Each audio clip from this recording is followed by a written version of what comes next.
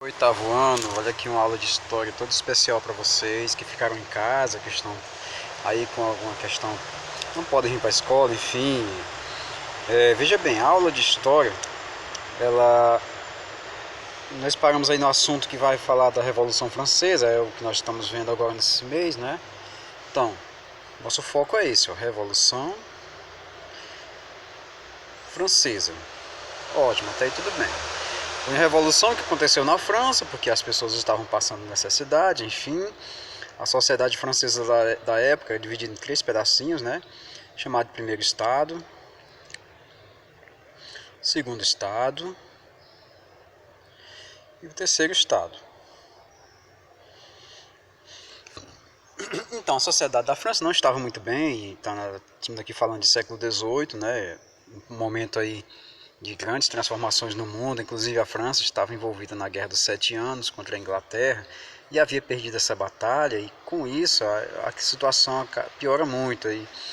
E além de piorar a situação por conta dessas guerras, houve também a questão de muitos problemas sociais e até naturais. Por exemplo, teve uma seca muito grande que acabou com as plantações. Depois veio o inverno rigoroso, que não deu muito certo. E junte-se a isso a grande fome, a grandes revoltas, né? Porque muita gente não estava mais acreditando que o rei e a rainha iam dar contas do recado, não estavam dando, né? Então, quem era o rei, quem era a rainha, quem era esse pessoal que fazia parte do primeiro estado, do segundo estado e do terceiro estado? O pessoal do primeiro estado é o pessoal do clero. Aqui é a sociedade francesa da época. O pessoal do segundo estado é o pessoal da nobreza, tá?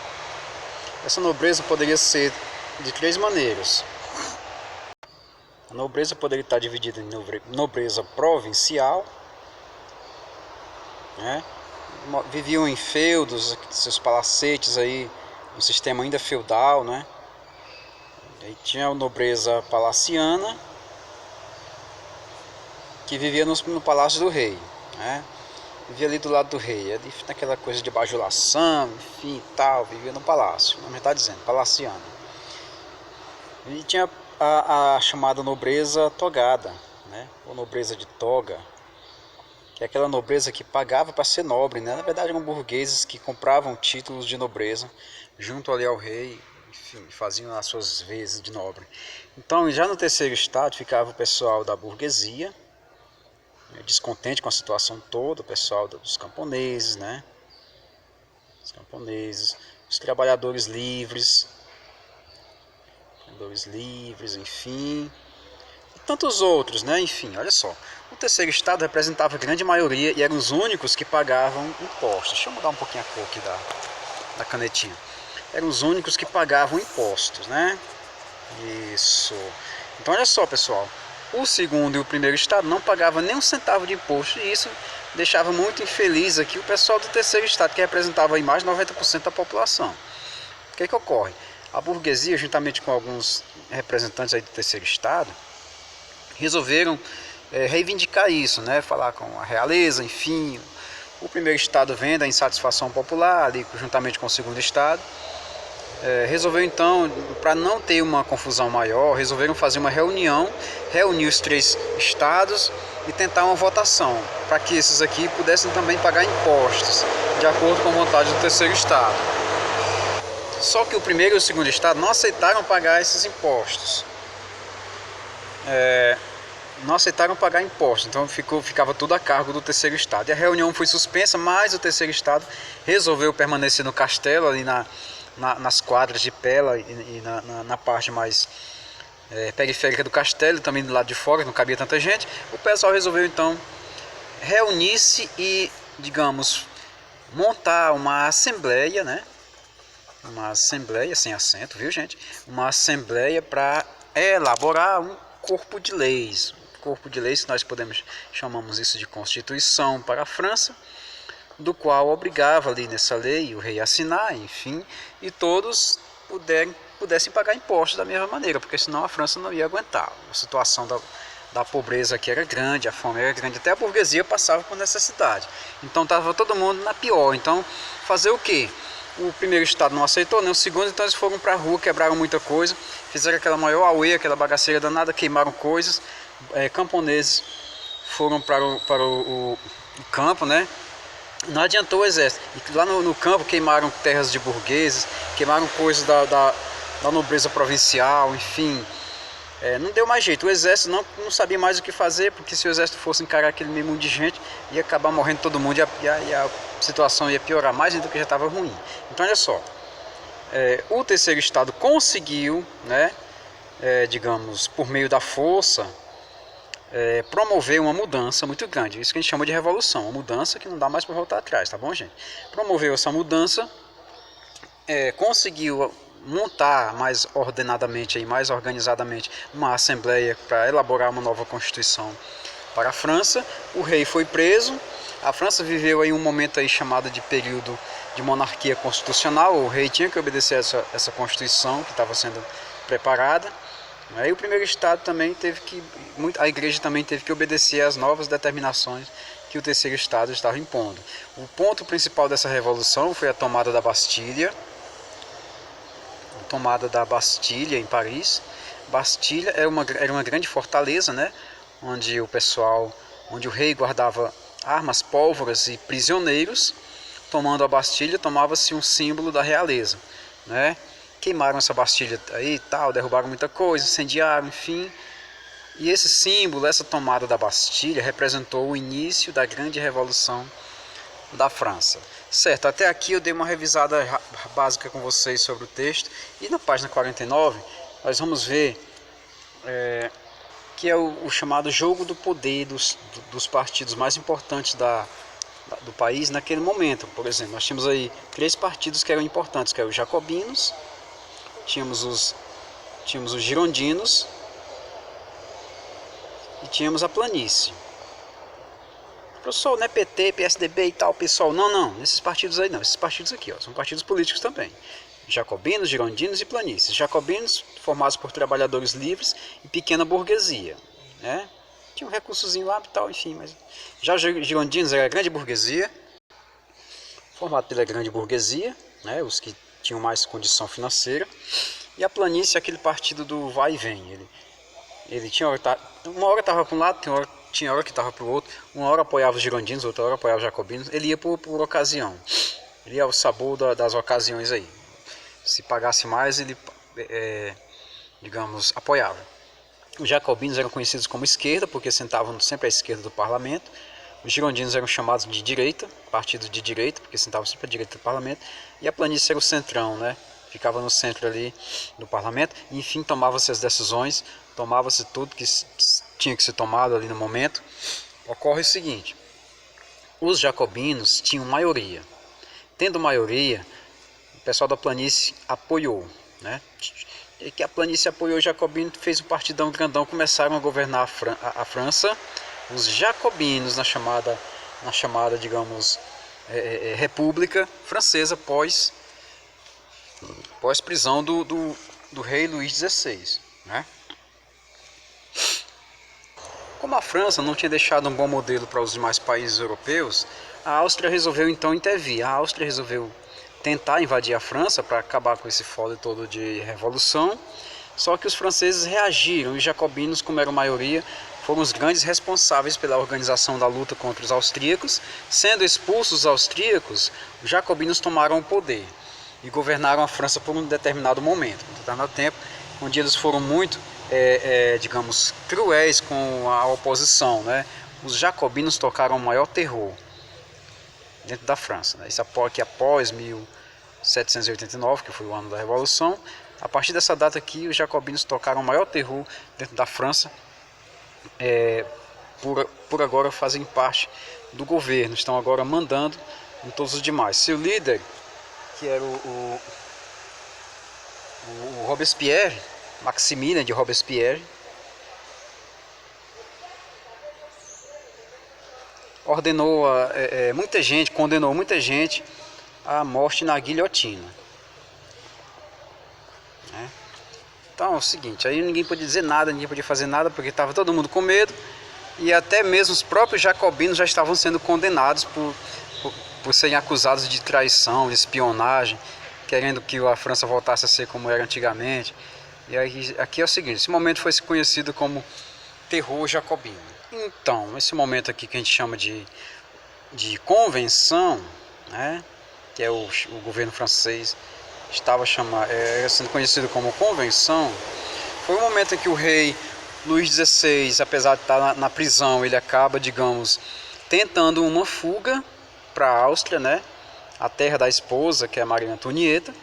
Ele acaba tendo uma fuga para a Áustria e durante essa fuga ele é descoberto, né, e antes de chegar à Áustria ele é recapturado e julgado pelos jacobinos e condenado também na guilhotina, um aparelho que servia para cortar pescoço de traidores. O momento ali da França era muito violento, realmente era uma coisa muito triste. Então olha só, com o rei guilhotinado, os jacobinos tocaram, e foi que aumentou realmente o terror jacobino. Os jacobinos criaram o chamado Comitê de Segurança Pública, né? Ou Salvação Pública, como queiram. Esse comitê é comandado ali pelo Robespierre e servia exatamente para fiscalizar quem estava, digamos assim, tramando contra a liberdade e tal, enfim, liberdade, fraternidade e igualdade francesa, que na época já vigorava com muita intensidade. Pois muito bem, olha só. Só que os girondinos não estavam todos eliminados. Estavam ali em silêncio, prontos aí para ver qualquer coisa falhar, para eles começarem a entrar em cena. Afinal de contas, era o pessoal que tinha mais condição financeira, né? Ia chegar um momento em que essa revolução ela ia também chegar até eles. Vamos ver como é que isso ocorre. O Robespierre ele acaba, digamos assim, proibindo algumas coisas mais populares, né?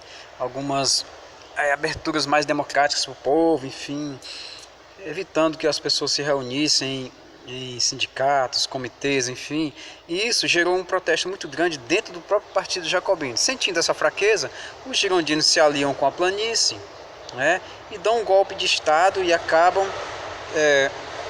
tomando o poder dos jacobinos na França, né? Acontecendo tal fato, os girondinos agora iam mandar, digamos, inevitavelmente ia ter um governo agora só deles, né? Chamado de diretório. Então, o que é diretório? Governo dos girondinos. O que é convenção? Governo dos jacobinos, tá bom, gente? Então, o diretório começa a se organizar para governar e não vai mais querer sair de jeito nenhum e acaba, digamos, perseguindo aqueles jacobinos, aquelas pessoas também que estavam aí no poder antigamente, para eles não voltarem mais. O próprio Robespierre foi guilhotinado após isso, né, que era líder dos jacobinos, foi para a guilhotina, também sofreu lá a execução.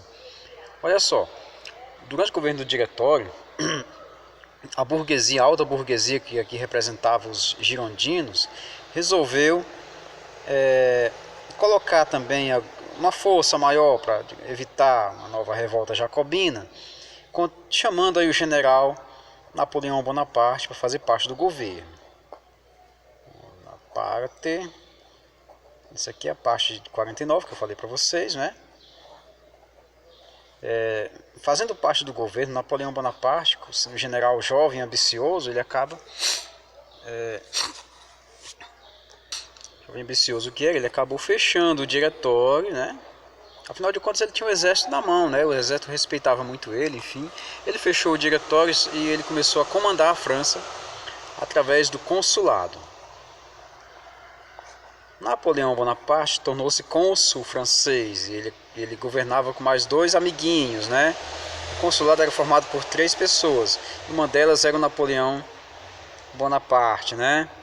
Então o que é que ocorre? Napoleão Bonaparte, sendo mais prestigiado, acaba, digamos, pressionando os demais para que eles não tivessem nenhuma importância ou até mesmo sentissem a necessidade de sair do governo, deixando Napoleão Bonaparte como o único e grande governante francês, se autodenominando imperador da França naquele momento. Napoleão Bonaparte, vendo que as outras nações começavam a se organizar em torno do ideário francês, ele resolve invadir outros países que não estão de acordo com a Revolução Francesa. É aquela coisa, atacar para se defender, né? E Napoleão Bonaparte faz isso, ele começa a atacar outras nações ao redor do mundo e, sendo inimiga histórica da Inglaterra, a França resolve então ficar meio mordida com os ingleses por um motivo muito banal. Assim, havia muita guerra, claro. A guerra já é um motivo banal, né? Mas a guerra contra a Inglaterra, a rixa contra a Inglaterra já vinha de muita longa data. A Guerra dos 100 anos, depois a Guerra dos 7 anos. E agora a França era forte, estava invadindo um monte de países. Aqui nós imaginemos aqui, por exemplo, que aqui fosse a França. A Inglaterra ficava aqui bem do lado, né? Aqui é o Reino Unido da Inglaterra, onde fica Escócia, País de Gales, Irlanda do Norte e Irlanda. E a Inglaterra aqui do lado, né? Invadir a Inglaterra não tinha como Napoleão fazer isso, porque por mar, se ele fosse por mar, os ingleses venceriam essa batalha, porque a marinha inglesa era muito forte. Mas se a Inglaterra invadisse por terra, o Napoleão tinha grande possibilidade de vencer. Então ninguém queria arriscar, de um jeito ou de outro ninguém queria arriscar. Napoleão fez o quê? Napoleão resolveu fechar, deixa eu colocar um pincelzinho mais bonitinho, fechar aqui o território para os ingleses não passarem e evitar que qualquer país pudesse ter algum contato comercial ou político com a Inglaterra. O nome dessa barreira imaginária que Napoleão obrigou todos os países europeus a seguirem chama-se bloqueio continental. Tá bom? Bloqueio continental. Através do bloqueio continental, o que é que ia acontecer? Acontecer que os demais países ficaram todos meio que apavorados. Espanha, Áustria, Prússia, toda a região que, digamos, tivesse em contato com Napoleão Bonaparte ia ter que escolher. A França foi invadida, a Áustria foi invadida, a Prússia foi invadida. Portugal teve que escolher entre continuar sendo aliado dos ingleses ou se aliar com os franceses. Se ele fosse para o lado dos franceses, a Inglaterra pegava ele bem aqui. Se ele fosse para o lado da Inglaterra, a França invadia ele por aqui. O negócio estava feio para Portugal, não é? O que é que o rei de Portugal, Dom João VI, fez? Pegou um monte de navios aí e tal e rumou para sua colônia mais promissora, né? Sua colônia mais distante, inclusive, que a gente chama de Brasil. Tal de Brasil por aí, né? Acho que vocês devem conhecer. Então é só, Dom João VI chega aqui, ele chega aqui em 1802, né?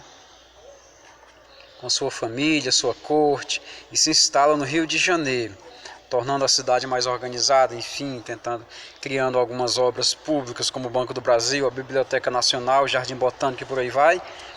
Sendo que esse fato de Dom João VI ter vindo ao Brasil dá início ao que nós vamos conhecer futuramente como processo de independência do Brasil. As guerras napoleônicas serviram até para isso. Então, com o tempo, Napoleão, ele, apesar de ter invadido muita coisa, achou pouco, invadido esse horror de coisa, pensou em invadir a Rússia, não deu muito certo, aqui começou a cair. Invadindo a Rússia, ele perde uma guerra por um motivo muito simples. O gelo aqui era muito grande, o inverno da Rússia era rigoroso, e os russos sabiam disso e empurraram de volta o Napoleão para suas terras após queimarem fazendas e incendiarem coisas que iam beneficiar a França. Os franceses voltaram para casa enfraquecidos, foi onde os ingleses se organizaram para pegar o Napoleão Bonaparte, e esse caiu na armadilha e foi preso pela Inglaterra e isolado numa ilha inglesa ao norte do Atlântico, aliás, ao sul do Atlântico. Depois, Napoleão consegue fugir dessa ilha, os ingleses voltam novamente a pegar ele de novo, colocam em uma ilha mais distante ainda, onde Napoleão Bonaparte não aguenta e morre. Certo, gente? Depois que Napoleão Bonaparte morreu, todos esses países europeus se reúnem no chamado Congresso de Viena, na cidade, lógico, da cidade de Viena, e assinam um acordo para evitar que novos loucos aparecessem e tal. Enfim, né? E os reinos foram reorganizados, cada território invadido foi devolvido a seu respectivo dono, e dessa maneira Napoleão Bonaparte entra para a história como sendo um grande general, mais mais assim perturbador do que general, né? Mais assim desequilibrado no sentido de invadir terras dos outros, enfim, de querer ser o grande imperador em tempos modernos, em tempos contemporâneos, aliás, né? E dessa forma aqui nós encerramos essa aula de hoje. Então, gente, na próxima aula eu vou ajudar vocês com o exercício do livro, tá bom? Como fiz aqui na presencial, os meninos online também vão ter o mesmo tratamento de ter umas dicas para responder o exercício do livro, tá belezinha? Então fiquem de boa, fiquem na paz, até mais. Abraço do tio, valeu.